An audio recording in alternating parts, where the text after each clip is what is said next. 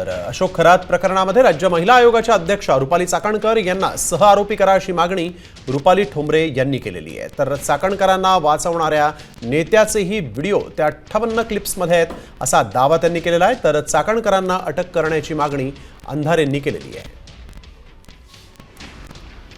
आता 2 दिवसापासून हे प्रकरण अत्यंत महत्त्वाच्या तपास करण्याच्या वळणावर आहे आणि राज्य महिला आयोगाच्या अध्यक्षा गायब आहेत।